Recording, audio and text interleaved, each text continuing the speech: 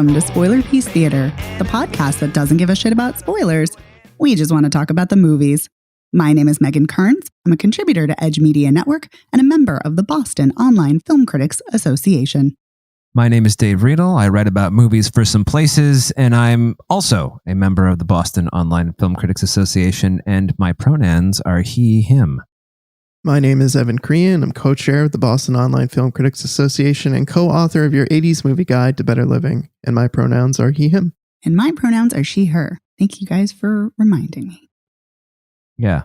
And hold on. No problem. Yeah, they are. Okay. Do you feel good? You got that out? Yeah. Well, it's just become such a part of the show. I can't, even if we're talking about pronouns, I can't, It's woven into the fabric of the show. Exactly. It's your thing. And speaking of things, our thing is talking about movies, of course.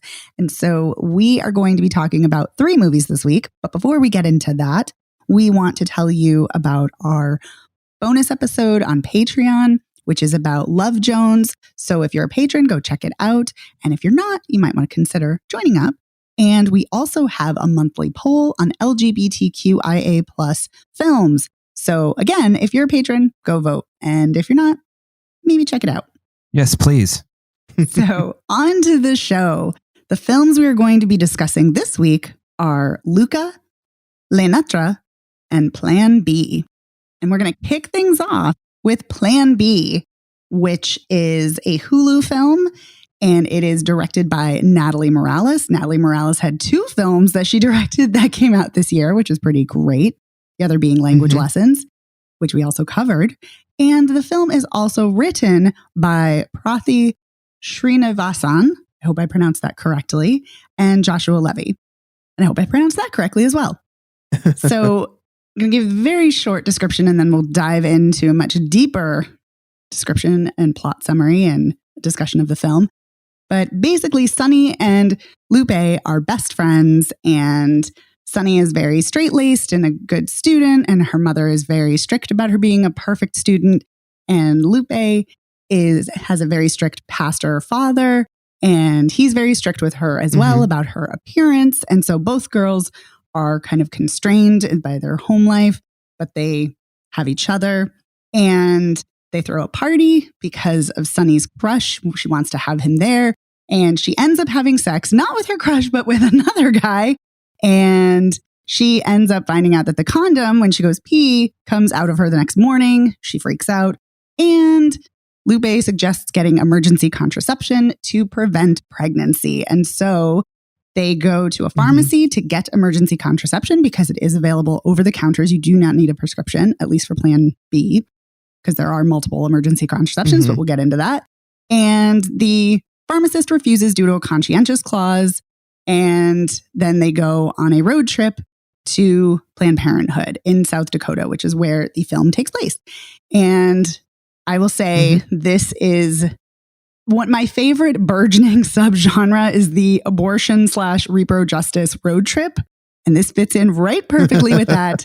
But I want to know, what did you guys think of this? Loved it. Loved it. Yay! Me too. It was a hoot. And it was also, and it made me mad too. As it should. The pharmacist, who's played by one of the guys from Broken Lizard, Jay Chandrasekhar.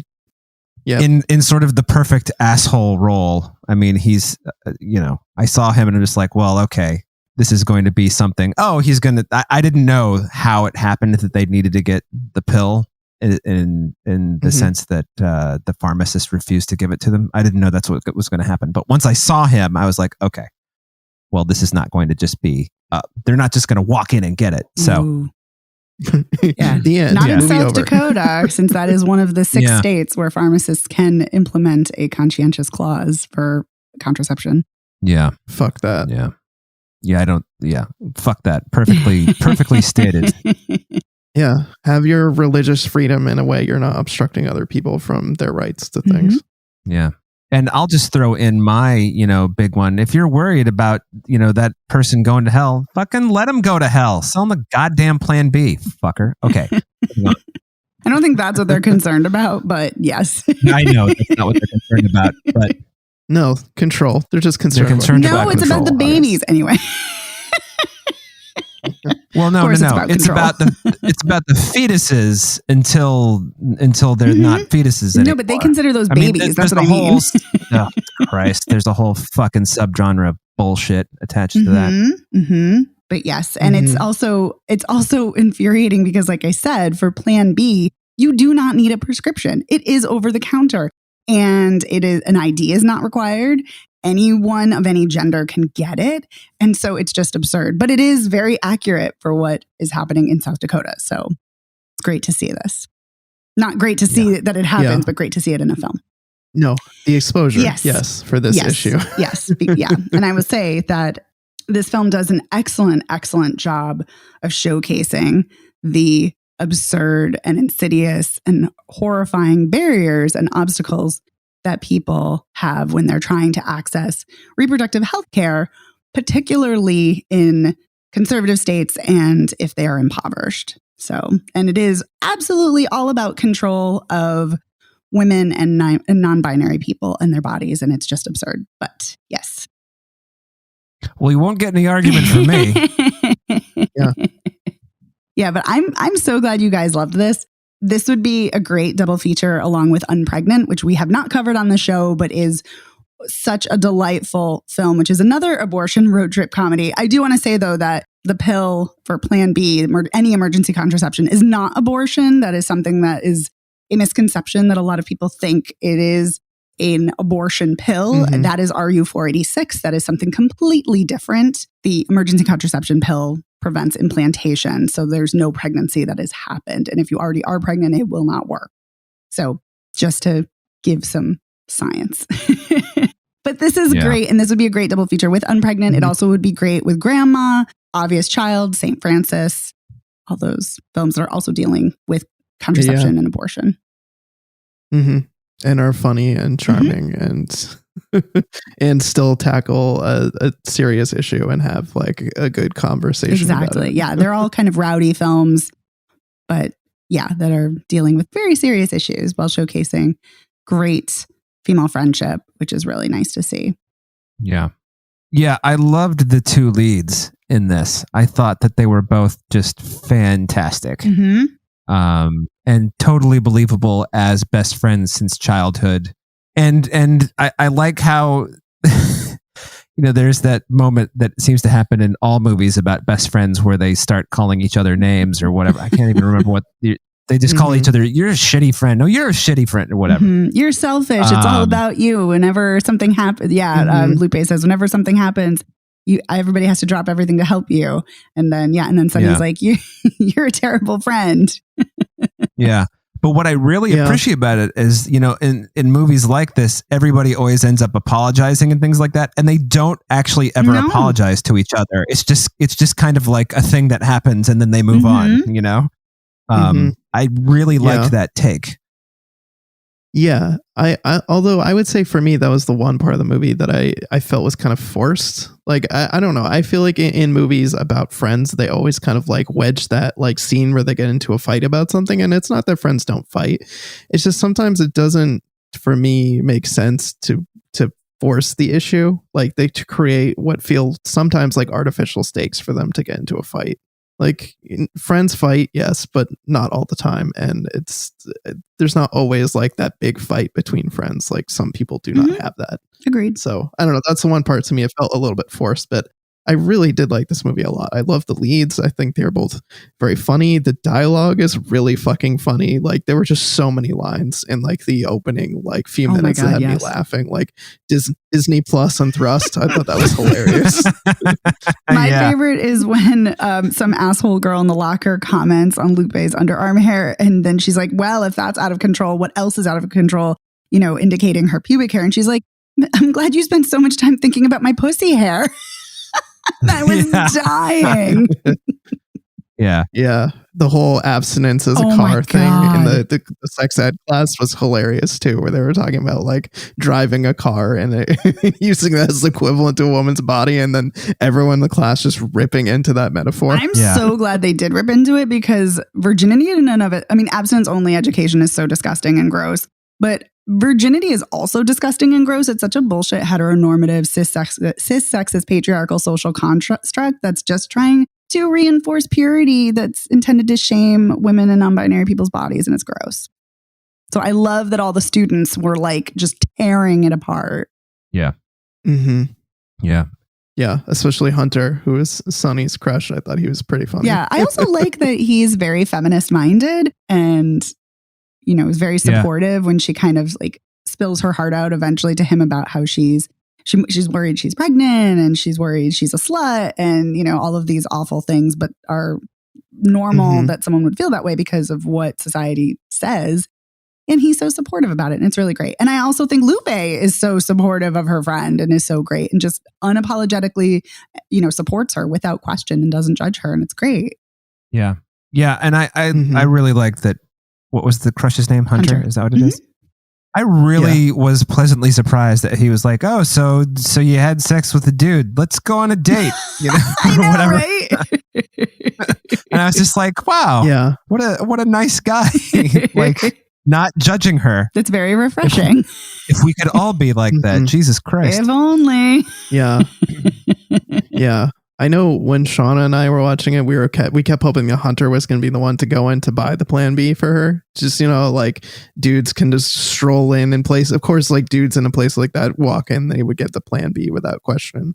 Due to the immense double standard that we have. And we were kind of hoping like Hunter would go in and buy it and then get it to her. But I really liked how it worked out that her mom went and was like, fuck me too. you. I actually would have been pissed if it was Hunter actually. So I'm really glad it was not Hunter who did that.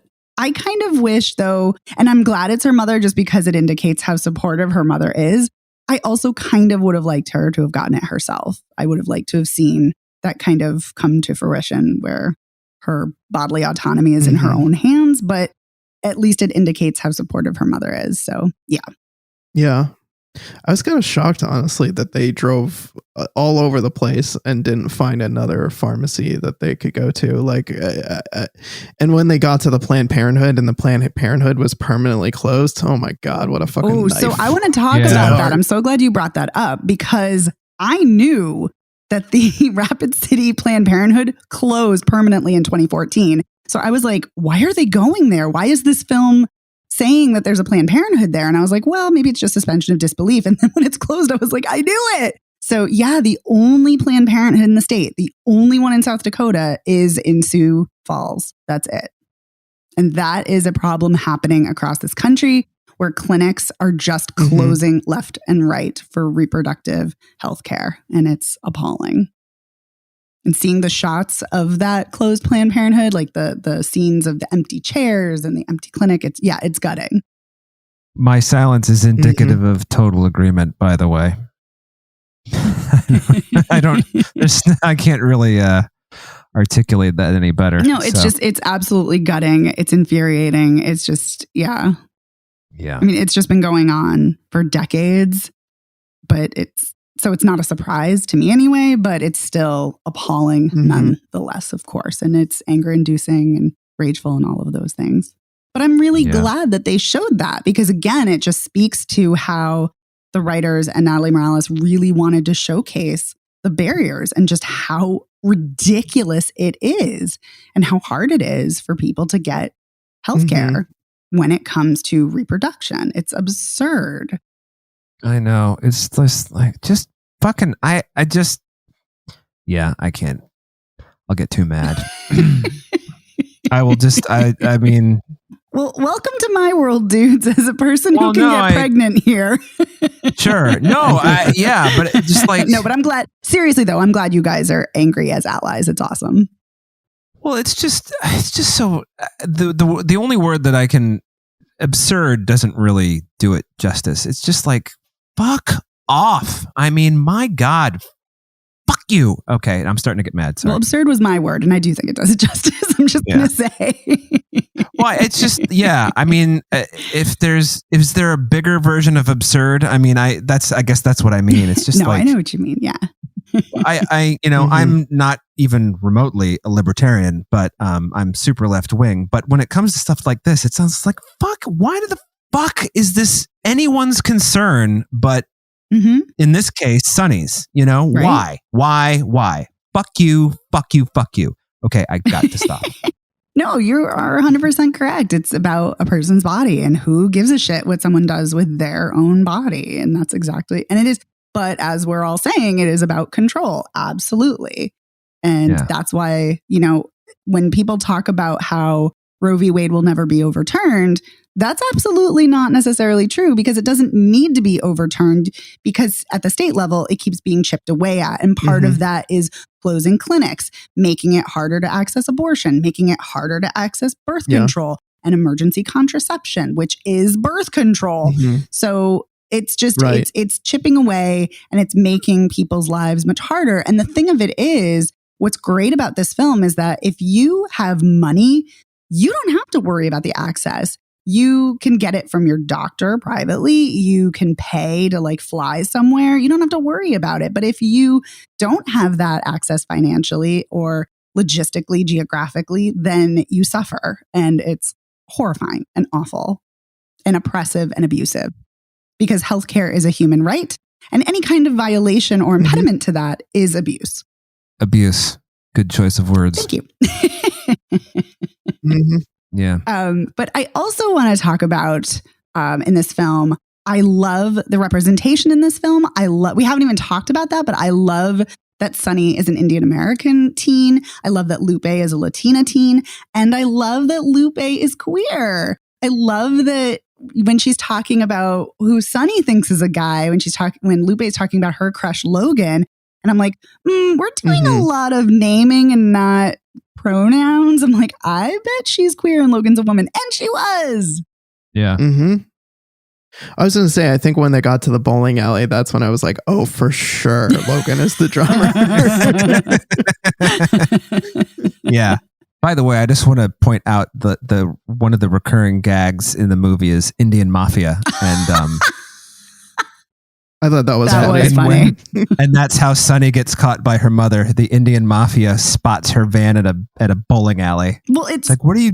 It's so funny because Lupe is like, don't be ridiculous. There is no Indian Mafia. And for those who haven't seen the film or don't know, whenever they go somewhere and Sonny sees another Indian person, like another Indian American person, she's like, oh my God, Indian Mafia. They're going to report back to my mother as if there's some kind of network. And Lupe is like, don't be ridiculous. And actually, that is what happens. Yeah. Well, what's funny too is the guy who is clearly the one who did the reporting also shoved someone else that he was with out of the way and cried Indian Mafia, where that Sonny was going to rat him out for something. Yeah. That was really funny. Yeah. Agreed. So, do you guys have any other thoughts? Well, no, I don't really have any. I mean, it's such a, even though it is a maddening set of circumstances that propels them on this road trip, this movie is funny as fuck. So and the weird awkward sex scene is funny too. I mean, the fact that it's like the Christian kid who's sworn to never to not have sex until marriage is the one that he and Sonny do it. It's just kind of like, well, perfect, and should mention that this is just an accident. They do use protection. They're, whatever. They're just, Sonny's just so hammered that, and I think he is too. He is. That it just happens, which is what sets this whole thing in motion. So it's like, anyway, it's just, it's just, it was just let her have the fucking plan B. Okay. I will say, just to piggyback off of what you're saying, that it just happened. There is a conversation about consent, which is great. And he does, put the condom on. So like you said, so it's not just like, oh, it happens. Like they actually do use a condom, but But then he's so freaked out and she's so drunk and he's so drunk that they don't think to, oh yeah, I've got to take that condom off and dispose of it properly. Right. So yes, so I just wanted to clarify, but you are absolutely right. Yeah. Well, and I'm sure she was feeling a little bit kind of just traumatized by the fact that he just runs out. He freaks out and leaves. So I'm sure she's not thinking necessarily of everything. So I mean, if I was in that position, I'd be like traumatized. Like you have sex for the first time and then someone runs away on you like that. Yeah. Like that's horrible. Yeah, that is true. And then keeps calling her over the course of the next 24 hours to talk through basically his therapy sessions about it. Unburden his sinned soul. Speaking about that, I also want to say that I love how front and center female sexual pleasure is in this film, and also in a non-shaming way, in a very sex positive way, which is great. And one of the first scenes we see in the opening montage is Sunny masturbating to an anatomy book. To an anatomy book. But it's great. It's great that we're seeing her self-pleasure right away, right off the bat. It's like, oh, yep. Like, even if you didn't know what this film was about, you know what you're getting for this film. And I love that. Right.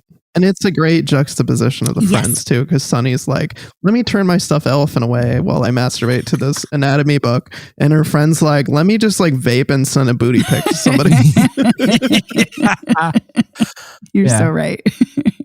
I love that this is such a great, like, it has all of the elements of a regular traditional road trip comedy, you know, all the kind of hijinks and shenanigans and ridiculous scenarios, like, so many. I was going to get into them, but I think it would take too long. But there's just so many absurdities, like about the car and losing the keys and the drugs and so many things. The PCP, yes, but so the speed, the dick piercing. Yes, I know. I was thinking that, but I was like, ooh, do I want to get into that? But I think the crux of this film, which is so great, is their kind of supportive, joyous friendship between the two of them, which I think is so wonderful. Yeah. Oh, and I didn't say this, but I want to say the film stars Victoria Morales as Lupe and Kuhu Verma as Sunny. And they're both wonderful. They are. It's such great performances, and they're really fleshed out characters, and they have great banter and rapport and chemistry with each other. Yeah. And the movie features parents that end up being a lot more understanding than the kids think that they're going to be, in a pleasantly surprising way. The way that Sunny's mom, you know, goes with her to get the plan B, and even the way that Lupe's father, you know, tells her that he's in her corner no matter what, even if it involves burying a body after she murders someone. I love that. You know, I actually kind of got really choked up when she, you know, said to him, Dad, I'm paraphrasing, I have something important I want to tell you, you know, don't ever kick me out, no matter. And I was just like, oh my God, I can't believe she feels like she has to say that, this poor kid. And then the fact that her dad ends up being cool, her dad played by Jacob Vargas, who is a great character actor. And, you know, not that he, you know, she doesn't come out and he doesn't acknowledge that she's queer, but he does say, nice pin about her rainbow pin, or lapel. And, you know from this other couple scenes that he's in that he's a really smart guy. So he knows what the rainbow pin is. So it's just, I appreciated that moment. Me too. I agree. It really spoke to me, and it was really sensitive and lovely. Especially because the only other scene that we have been presented about his character is that he's a hard ass. He's like riding her, and it's like, geez, just let her be a teen. Like, why are you being so hard on her about her appearance?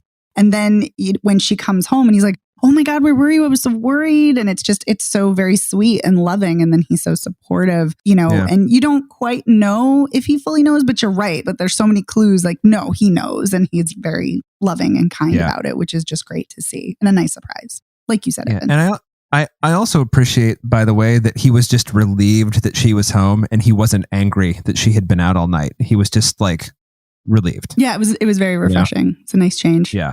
Sunny's mother on the other hand. But that, anyway. I mean, that kind of seems to go along with what we've seen of her. But then again, she has her surprising moment too, because she's like, honey, tell, or whatever, you know, in term of endearment, she says, she's like, tell me what's going on, what's wrong. And then, you know, and then she's more pissed off that the pharmacist denied her health care than anything, which is great, which is so great. So agree. Yay. All right. Well, let's talk about Les Notres. Les Notres. If you're going to be Quebecois about it. I wanted to point out, by the way, that literally translates to just hours, OURS. But the English language translation of the title is our own, which actually makes more sense, I think. But anyway. They both kind of work, but yeah, no, you're right. They do, yeah. It does. So before we even talk about this at all, I'm going to give a giant trigger warning for this film. And oh my God. Yeah. And this is spoiling it right out of the gate. This is a film, trigger warning, that is dealing with pedophilia. So just so everyone knows what we will be talking about. Because the film description on the Oscilloscope website and the press kit and IMDb are all very vague, very coy. Yeah, super and very vague. coy. And I get why they're doing that, because they're trying to play this up like it's a mystery. I would argue it's doing a disservice in a way, because I'm all for trigger warnings and people should know what they're getting into. But that's why we're here. We're going to spoil this for you. Yeah, I have to say, piggybacking on that, Megan, yes. I wasn't triggered because that didn't trigger me, but I was surprised as fuck that that, spoiler alert, the mayor raped the 13-year-old. I mean, Jesus. Yeah. And how, and other spoiler alert, let's get to the end. Everyone just kind of like writes it off as this thing that happened. That Magali, the main character, is probably scarred for life.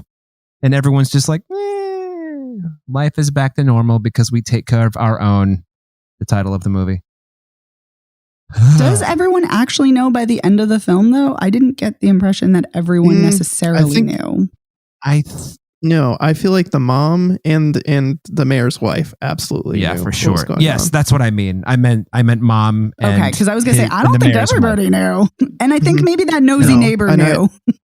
She was suspicious. And I think, and Manu knew. Because Manu I'm sure knew. Yes. That's true. So, Manu knew.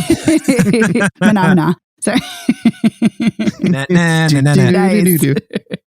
So, yeah. So I think it's interesting that you're saying that, because that you were surprised, Dave, because I actually wasn't. Within 30 seconds, I was like, oh, she was raped. This guy is a pedophile. Like I kind of knew just by the cinematography and what was happening in the editing and cinematography. But so it's fascinating how we're both coming in, and but it's jarring nonetheless, because it deals with this very head on. So to back it up a little bit. I want to say this real quick before I forget. Okay.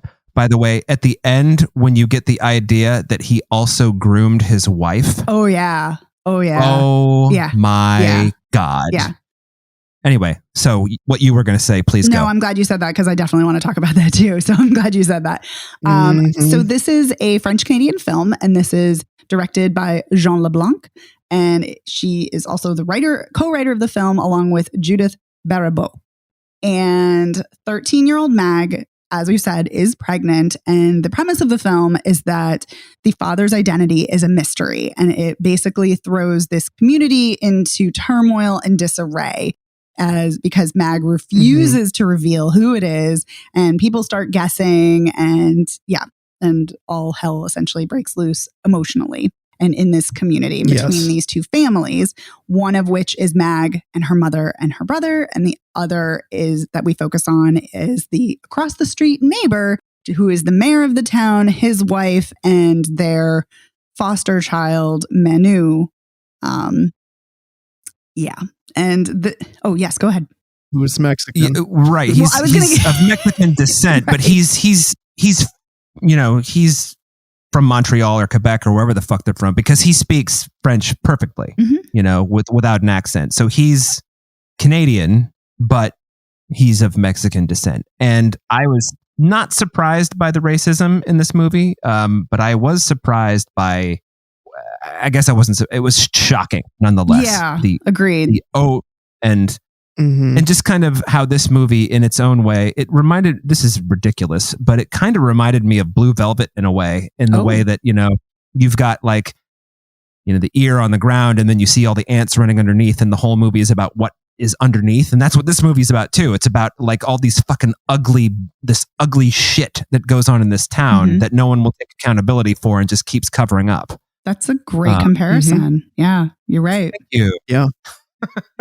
And very well said. And also, I should mention that the movie is not excusing pedophilia or any of that shit in any way. It's more like it's exposing exposing it. Yeah, it's like, look at this thing, that's gross. But nonetheless, it is a very tough, for me, it was very tough film to watch because it wallows in this. Like it just like, you just sit in the uncomfortableness of like the racism and the sexism, like the way that people call Magali like the C word and tell her she's a slut, and like you see like her Facebook page where people are just posting on her wall calling her a slut, and like just you just sit in all of the grossness of it for the entire movie. It's just like does not shy away or look away. So it's just like it's a tough movie to watch because it just presents very matter of factly and just kind of cruises along to this like frustrating ending where it's like, well, we knew this stuff happened, but we're not going to do anything about it. Oh, and also, like, she's also Mag, that is the kid at the heart of the movie. She's also dealing with the death of her father, the unexpected traumatic death of her father, which you can see how this whole thing began. Because she's mourning, she's grieving. I mean, this is all extrapolation, but. And our grooming mayor, fuckface, whatever his name is, fuckface McDouchey mayor, kind of preys on her using that as his way in. That's what happened. I mean, that's what happened. There's no, if her father were alive, I mean, he would have preyed on her, but maybe not. I think he would have. I think he would have, but I think that his way in his mind had to be her father's death. Oh, absolutely. He's incredibly manipulative, as all abusers and pedophiles are. And he's very manipulative. He's manipulating her grief and her need for a father figure and for a sense of stability or security, anything of the sort. And we see his grooming continually. Like it starts off where she's getting texts from someone named Taz. And then she talks to her friends about this guy named Taz. And she talks about how he's at university. And I'm like, wait a minute, she's 13. If it's not the mayor, which I knew it was the mayor, but I'm like, if for some chance I'm wrong, I'm like, it's still a college student. That's still statutory rape and disgusting.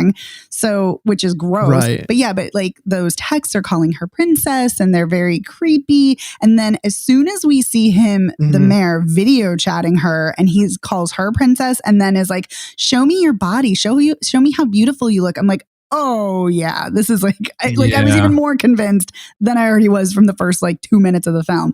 And it gets worse and it's more and more disgusting. And then when they're in the car, because he's driving her to school, because he tells mom like, oh, I could drive her to school so I can help you out. And they're talking and he doesn't want her to reveal their quote unquote secret. And he's saying these gross things and he's like, if you did tell anybody, nobody would believe you and you liked it anyway. And it's just this repulsive disgustingness that is, and you said that he's grooming her and you're absolutely right, Dave. Like that is absolutely what's happening. And it's just, it just makes me want to vomit everywhere. I mean, my skin crawl. It's disgusting. And Evan, I think you are so right in saying that this film, you sit with it. And also this film in its cinematography and editing and score very much is evocative of a horror film in certain scenes. And the very slow zoom out and the way the score is, it's just, it's like the subject matter is in and of itself is already so disgusting and repulsive. And then on top of it, the film is just reifying that with its aesthetics and this is a movie. There's that scene in the hallway where they zoom back on her and she's walking in the hallway basically just in tears, and there's just that slow zoom out and you just sit with her discomfort in the hallway at school. This is, but there's also something else interesting happening in this film too. On top of that, there's also Mag trying to assert her autonomy, her bodily autonomy, because her mother keeps saying tell me who it is. And she won't tell. And has to do with the abuse and pedophilia, of course. But there's also another element because when her mother's like, oh, well, you could, we could put the baby up for adoption. She freaks out and she's like, it's my body, it's my baby. And she keeps saying that throughout the film. This is my baby. And it's very clear she's trying to assert some semblance of control because when you are abused, you feel completely out of control. And so it's clear that that's what's happening here, but it's so heartbreaking and tragic to watch this poor girl being just torn apart by literally everyone in her life. Yeah, she has no one looking out for her, and the one person who does is kind of like the social worker who figures out what's going on but can't do anything about it, and is also just kind of the wrong person to send into that situation. Yeah, not that his is a terrible approach. Yeah, yeah. This poor kid. That's all I kept coming back to. It just keeps getting worse for her. Every time you think, I never had any delusions that this was going to be a happy ending for her. But I had one moment when the mayor's wife drives up and finds her after she's run away, and she's, I knew this wasn't going to happen. I've been thinking to myself, please, mayor's wife, whose name I can't remember, say that I know that my husband abused you, and I'm leaving him, and we're going to take care of this. And then, of course, when she's like, just leave. And I was like, okay, it's even worse than I thought. So, yeah, because she just wants her to leave to get out of the way. Yeah. She's not. Yeah, I don't think it's benevolent in any way, shape, or form. No, which it's not. Even worse and more gross. And like you said, it's horrifying. So I'm not glad that this scene happened, of course, but I'm so glad, Dave, that you mentioned how it's very clearly indicating that either he groomed his wife or she is very aware of his predilection for young girls. Yes. Well, she basically sets a trap to confirm that that's what's going on. She puts on her clothes from when she was young and recounts the story and sees basically if she can get him turned on, and then he loses it, and then I feel in that moment she knows for sure by that point. I actually don't think it was a trap. I think she was trying to hold on to her desirability and be like, yes, I'm still young and sexy and attractive. And even though she knows somewhere inside her that he does not want her because she's old now, in his mind. Right. Well, let's talk about how great, though, the lead performance is by Emily Bier. Oh, it's outstanding. It's fantastic. She is, just talk about an emotional powerhouse. Carrying around the weight of this fucking movie on your shoulders. God damn. Yes. And she's definitely conveying the spectrum of emotions. 1 minute sobbing, the next she's stoic, the next she's screaming. Yeah. It's running the gamut here. A lot of great facial acting in this movie from the leads. A lot is conveyed through people's faces, especially the mom, played by Marianne Farley.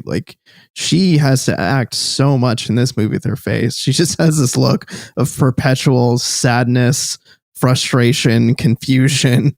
There's so many emotions that just hang on this character's face. Oh, I also wanted to mention the scene, by the way, when the mayor is in his office looking at Mag's Facebook page. Yes. And I don't know who the woman is, the assistant, she's somebody who works in the mayor's office, and she comes in and sees him writing a message to Mag, and she's just like, this is weird. And this is the one of the times when you're thinking maybe we're going to get some sort of resolution that is less shitty than it could be. But no, the mayor, Mr. Smooth Talker, is like, oh, Karine, by the way, tell your dad that I think I'm going to have some good news for him about the contract, the demolition contract or whatever the fuck it is. And it's just like, oh my God, he's got everybody. Mm-hmm. It doesn't matter what he does. He's going to get away with everything. Mm-hmm. But you know what also is so creepy about, and you're totally right, but what's also I found really creepy about that scene too, is that she tries to leave. She sees, and then she's like, I'm fucking out of here. And she immediately turns around and tries to go. And he's like, don't go. And she's like, no, it's fine. And he just will not let her leave. So on top of everything, the fact that he's essentially bribing her and manipulating her, he also will not let her leave. And it's just, again, it's just so many layers of gross. So it clearly shows that he's gross to his wife. He's gross to his assistant. He's gross to obviously Mag. He's just disgusting. And also he's gross to Manu too. And poor Manu gets it. Well, actually not poor Manu. Probably great that he gets the fuck out of that shithole house. But I loved it when he spit at their feet when the social workers were taking him away. That's like, it's appalling that like it's put on him that he did something wrong when he did. And also because, you know, he is Mexican, or, you know, we're Mexican Canadian, like, oh, he must have done something wrong. And it's just so easily believed and it's awful. But the social worker later tries to talk to Mag and confront the discrepancies, because he's like, I talked to Manu and, you know, not everything's adding up. But like, again, like you were saying, Evan, he has a terrible approach. And yeah, he just comes at it in the most aggressive way, which is like just the wrong tactic to take with somebody who's like closed up and just like won't tell you things. Like you talk to them and get them to talk at their own pace. You don't just drill them with questions like he does. Which I know. I'm like, were you even actually a social worker? Like thinking about the story of the film, I'm like, were you really? Because like that is certainly not the therapy way to deal with somebody who's undergoing abuse or trauma. Yeah, that whole scene though, where they have the like fucked up. It feels like an intervention almost, like when Manu comes home and like his parents and the social worker are there to confront him, and I was just, it was so disgusting. And like the fact that the mayor is a stepdad, so he's there too for the whole thing. It's just Yeah, it's so funny that you said intervention. I literally wrote that in my notes too. I'm like, what the fuck is this intervention shit? Yeah. Yeah, and he's just stuck. He just knows he's fucked. You know. Yep. There's nothing he can do. There's speaking of Manu, there's also a really great scene between him and Mag where he's like trying to talk to her and he like touches her arm and she freaks out and she screams and she's like, get away from me, don't touch me.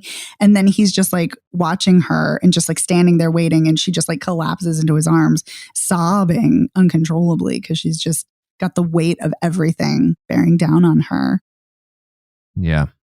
And then of course, you know, the asshole, you know, older teen who coaches the soccer team is like, oh, you had sex with the Mexican kid, except he uses a word that I won't use. Yeah. And then then he and Manu get into fisticuffs to use a 19th century term. So, I love fisticuffs. It's not used enough. Thank you. And it's just like, God, when is anybody in this movie going to catch a fucking break? Oh, the mayor. He's catching all the fucking breaks.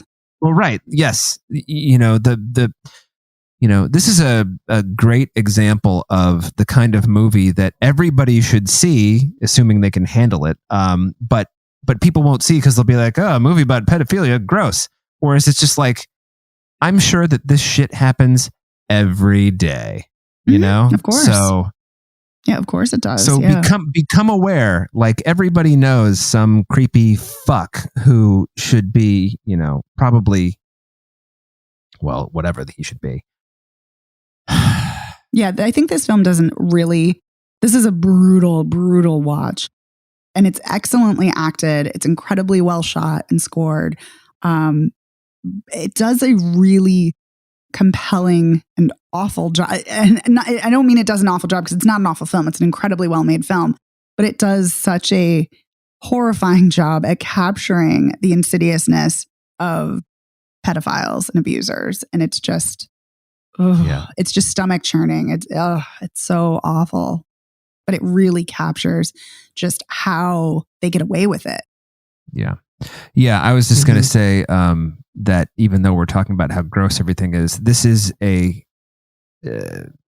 superior piece of filmmaking. So even if it is in, you know, Quebecois, so even for people like me who speak French, those accents, or speak French-ish, those accents are like so different from what I'm used to. It's like, what did you say? I'm glad I have the subtitles on. Yep. You know. But yeah, no, I think I agree with you that it is an incredibly well-made film. It's just really tough to endure. Yeah. Do we have any final thoughts? No. I mean, I think we covered it. Unless you have some, Megan.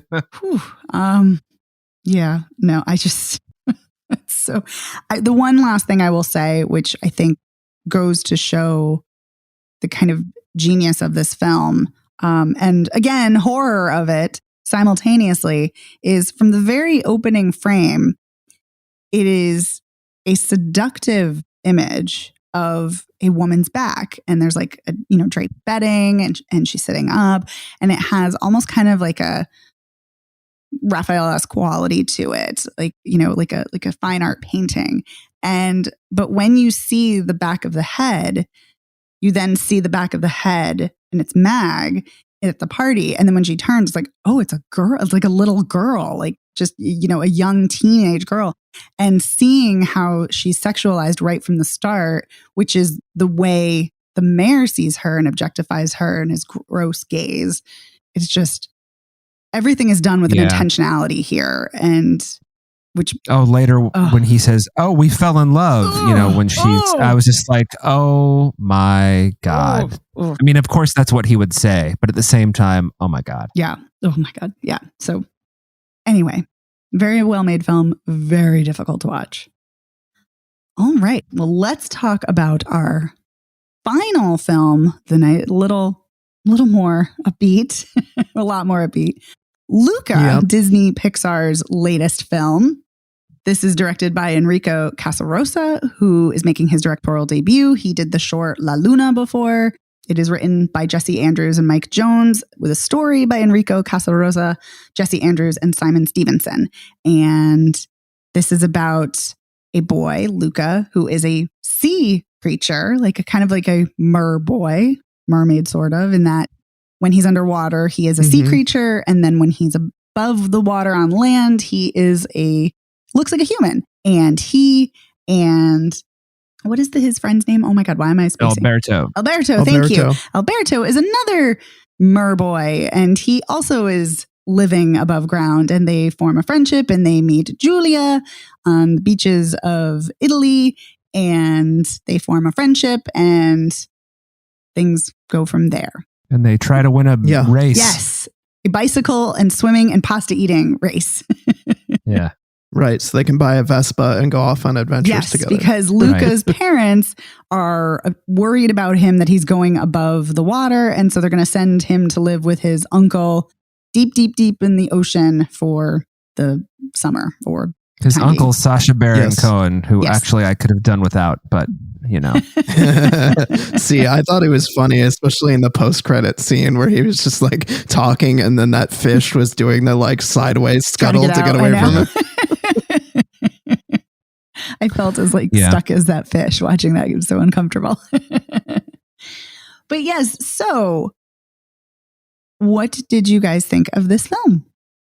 Well, it's interesting. I liked it. I cried a lot.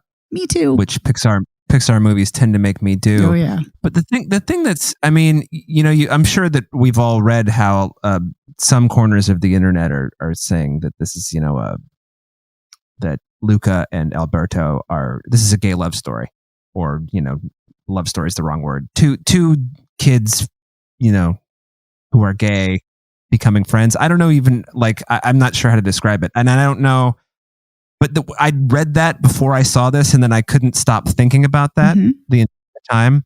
And at the same time, I don't think that's what this movie is about necessarily, but I can see how you could think that this movie is about that. Yeah. I'm glad you brought that up, because there were so many people who compared this to Call Me By Your Name, because they both take place, on lovely beaches in Italy on the coast, and it's two, male characters who are bonding over the summer. And so a lot of people speculated that this was going to be a gay love story, and wouldn't that be great? It'd be Pixar's first. Oh my God, that's so exciting. And I know that's what I thought it was going to be too. And then I read, unfortunately, or fortunately, depending on how you look at it, before I saw the film, the director came out and very explicitly said, this is absolutely not a gay love story in any way, shape, or form. And he said that this was based on his friendship when he was a boy in Italy, spending his summers in Italy on the beaches. Yeah. Mm-hmm. And I was very heartbroken and disappointed. I guess I could see how somebody would read into it. I did not read into it that way. Oh, I think there's definitely queer coding. I did like this movie. Yeah, it feels there's some vibes going on, but I didn't feel like it was like super strong. Like, oh my God, they basically all but said it. Yeah, you know what I mean? No, not between them. I just think it can be. The argument can be made that they're an analog for queer characters, not necessarily that they are in love. And I would just like to go back to the whole thing that once you release your movie into the wild, it doesn't belong to you anymore. Correct. So I always come back to my David Cronenberg, story. It's like, well, no, The Fly's not about HIV/AIDS. Well, who the fuck says it's not? Fuck you, David Cronenberg. You're done making this movie now. We do love David Cronenberg, but yes, I love that you're like, fuck you. One of my favorite directors of all time, but still, it's like, look, man, I mean, I don't know how you can not view it that way considering the time it came out. And I sort of feel like with Luca, it's just like, you could I saw, maybe it was, planted in my mind, but I definitely thought, yeah, this could be a story about, two gay kids, and it's not explicit because it's fucking Disney Pixar, but their friendship is so close and so, it's just, fuck. They have a close friendship. So whatever. Yeah. So, a lot of Pixar movies kind of dig deeper than your standard in air quotes animated movie. And I think this one is, aside from, the queer coding that you could read into it, to borrow Megan's phrase, I don't really think it's all that deep, especially considering it takes place in the ocean. Haha. But yes. You beat me to it. But at the same time, it is enjoyable, and it does have some really heartbreaking and heartwarming moments.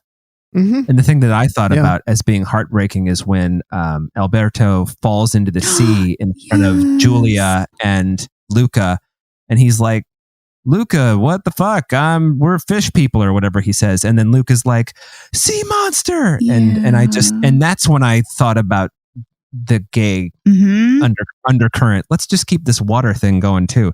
Undercurrent. I'm with you, Dave. I felt the exact same way. Yeah. And, but I did appreciate how, once Julia finds out that Luca is also a sea monster, she's not like, ew. She's like, well, of course you're a sea monster. Now it all makes sense. It is really strange how she's so accepting of Luca, but not of Alberto. Yeah. But maybe she was just taken by surprise. Who knows? She clearly likes Luca better than she likes Alberto. Yes. Like she and Luca have, they both love science and they, things like that. And I don't think that Luca knows it's science, but he loves it, she loves it, and Alberto's just like, let's ride a Vespa, Right. Well, yeah, I mean, personality-wise, Luca is much more about like learning. He's like a very like academic-y, learning-minded kind of person, and Alberto's like, no, I want adventure and like more mindless fun.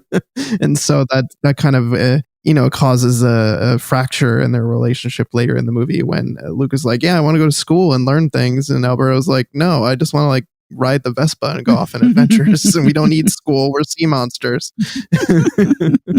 Yeah, I think that this is a lovely film. It's very enjoyable.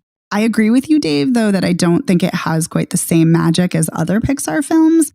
I will say, but until that scene that you just talked about with Alberto and Luca and Julia, which broke my heart and I cried. But then I would say the third act of the film, I think was really well done and incredibly emotional. And I cried a lot. And the third act really won me over. Yeah. Because it's so emotional. And like all Pixar films, they never fail to twist the emotional knife and make me weep uncontrollably.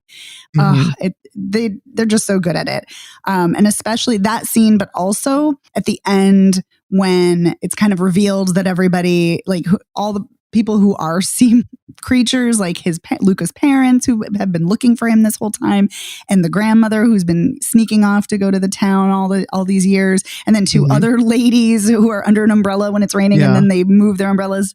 The gelato lady. And they're sea creatures too. And then they're all sitting down at Julia's father's house. And by the way, he is so lovely because you think like the whole time he's going to be awful because to them when he finds out they're sea creatures because he hunts fish and he's very aggressive about it. And he's always talking about catching sea monsters. But no, he's very lovely and supportive. And he basically makes the other townsfolk get in line to be supportive to the boys, which is so great. But the other scene that really broke my heart is when Mom, who's very concerned and voiced by Maya Rudolph, and Father's voiced by Jim Gaffigan, but the mother is like, oh no, is he going to be okay? Is he going to be okay in this world? And Grandma's like, some people will never accept him, but he seems to be able to find the good ones who will. And I was just like, and again, the kind of, queer coding, and I'm just like a sobbing mess. And then I also was a sobbing mess when Luca gets to go to school with Julia because Alberto has sold his Vespas to pay for the tuition, and the parents agree, and oh my God. And then Luca's like, I can't do this without you. Oh, it was so sad. Mm-hmm. It was so good. The other thing I want to say is that the sea creature wanting to be human has been obviously told before in The Little Mermaid and Ponyo, but it was great to see it here too. And also gender reversal, which is kind of nice to see. But I also, just one more thing about the queer coding. Little Mermaid, this is not my interpretation. I mean, I agree with this interpretation, but I cannot credit myself to this. I have read people saying that it is a trans story, like a trans allegory, that Ariel wants to become a human. And I would argue that could be the case here too. So even more reasons to arguably consider this a potential queer story. Yeah, I'll buy that. Why not? I mean, this is just one of those things where it's just like, okay, Enrico Casarosa, it's not a gay film to you, fine. But like, who cares if it is? It's just like, it's another one of those things. Like, you've made a Disney Pixar movie that's probably going to make a lot of money, unless it's the only one that doesn't. And so you're going to get to make more movies. So just fucking let it be a gay movie, for Christ's sake. Sorry. Yeah, I don't know. I mean, I don't know if maybe what he was saying was taken out of context or something, that he was just trying to say like, oh, that's true. No, that's that true. wasn't my intention, like, who knows? But yeah, but I know what you mean. Because when I read it, I was like, when I read it in that interview, I was like, oh, that's sad. Like, and why can't it be, like, it's one thing to say like, oh, I didn't write it with that intention, but isn't that great that people are seeing it this way? But I don't know, maybe he also didn't want people to be disappointed because there's been a lot of queer baiting in films, particularly Disney and Pixar films, especially Disney films. Like, oh, we have a queer character, and then it's like they're a background character, or they're like sidelined, or it's not like, oh, you see, two queer people kissing, and oh, you blink, you miss it. So maybe that's why he said it, because he didn't want people to get their hopes up. I don't know. But it felt weird to me nonetheless, because I'm like, why can't it just be queer, even if you didn't intend it that way? Yeah. But anywho.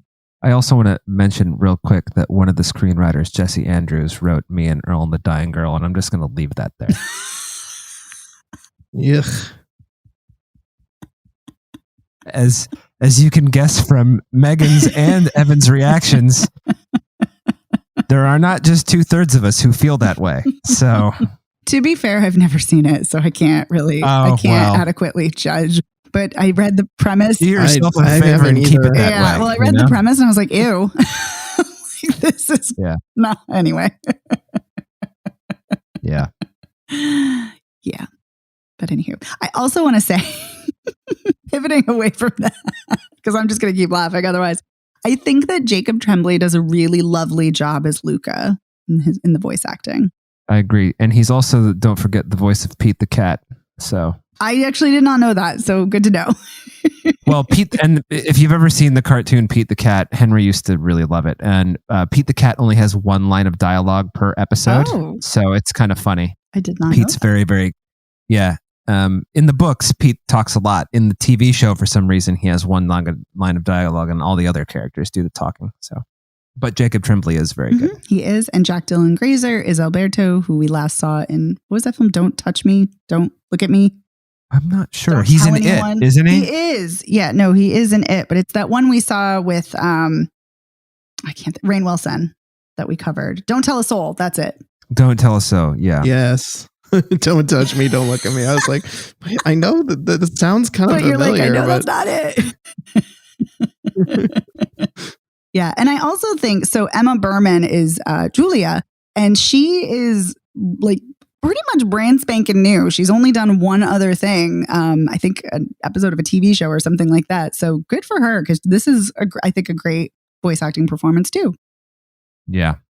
Yeah, the only thing that kind of was strange to me is, you've got these three kids who are, I mean, if you've not watched Pete the Cat or some other stuff, I mean, Jacob Tremblay's been around and Jack Dylan Grazer, he's been around, but it's not like they're, people Mm-hmm. But then you hear Maya Rudolph and Jim Gaffigan, you're like, wait a minute, I'm pretty sure that's Maya Rudolph and Jim Gaffigan. Oh, yeah. And then I spent, I knew it was Jim Gaffigan immediately, but like, Maya Rudolph can do voices, but I'm like, that's just enough of her to make me think it was her. So I had to pause the movie and look it up. I'm like, oh, it is them. Mm-hmm. And I hate that shit. Because it's just like, you've taken, it takes me out of the moment because I'm sitting there going like, I'm pretty sure that's Maya Rudolph, but I'm not sure.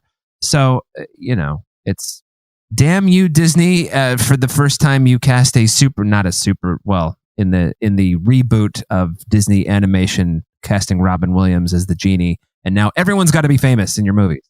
But Robin Williams as the genie is perfect. Well, that's true.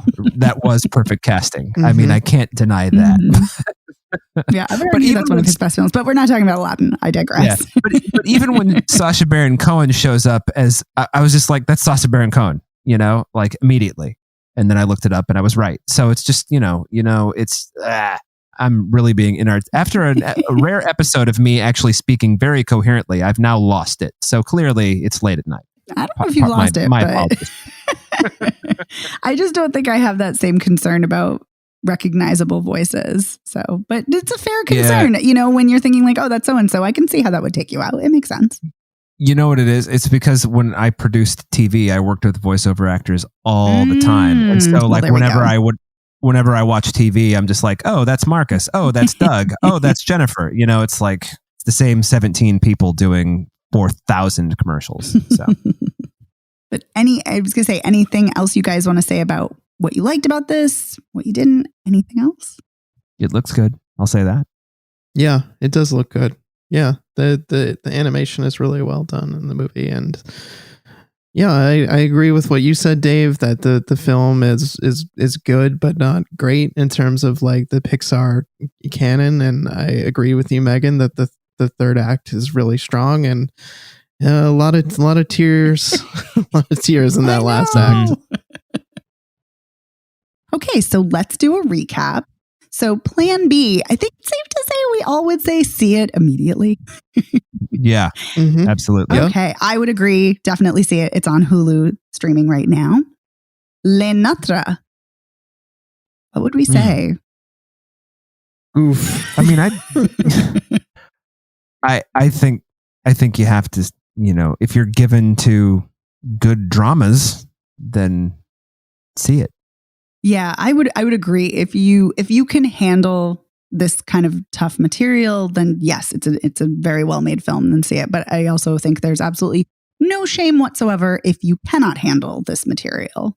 Right. I agree with you. And you've just listened to us talk about it, and you're like, well, I didn't see it, but I know what it's about. So yeah. Yes. So hard pass. Yeah. Yes. And so this is playing in theaters, I believe on VOD as well, but it is definitely playing in theaters right now. It's on VOD too. Thank you, Dave, for the confirmation. I appreciate it. And Luca, would we recommend it? Yeah, sure. I'd say see it. Why not? I feel very much like you, Dave. I'm like, sure, why not? Especially for the third act. I was like, the first 2/3 are a little slow, but the third act, I think really it all comes together in a lovely way. So yes, I would also agree. And that is playing in theaters as well as streaming on. Oh wait, is it playing in theaters? I don't think it is. You're right. It's not, because I remember the animators being mad about that. So this is streaming on Disney Plus. Okay. And we want to give a huge, huge thank you to our editor, Otto Clamor. Otto, thank you so much for being awesome and for making us sound great week after week. Thank you, Otto. You can find Spoiler Piece Theater anywhere you get podcasts. You can also find us at our website, spoilerpiece.com. You can find us on social media. We're all over the place. We're Spoiler Piece Theater on Facebook, and we're at Spoiler Piece on Twitter, Instagram, Letterboxd, and TikTok. So follow us in all the places. You can email us. We'd love to hear from you. We want to hear your feedback. What did you think of these films? Do you have questions? Do you have comments? We want to know what those are. So feel free to email us at spoilerpiece@gmail.com. Or you can give us a call at 862-21-PEACE. Leave us a voicemail message. We love those. We love to hear from you. And if you like the show, please rate and review us by going to ratethispodcast.com/spoilerpiece, or you can also go to Apple Podcasts and rate us there. That really helps us out. It helps get the word out about the show. And if you really, really like the show, consider joining our Patreon. This week, we had an exclusive audio bonus episode like we do every week for our $5 patrons. And this week's is on Love Jones, and we had a great conversation. So go check that out if you are a $5 patron, and consider joining if you are not already.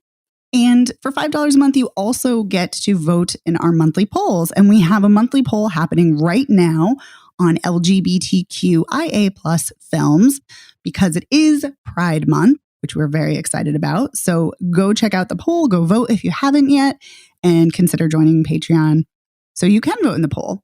And for $1 a month, you get a thank you on the show. And for $10 a month, you get to tell us what to watch each month. And we want to take a moment to thank our patrons.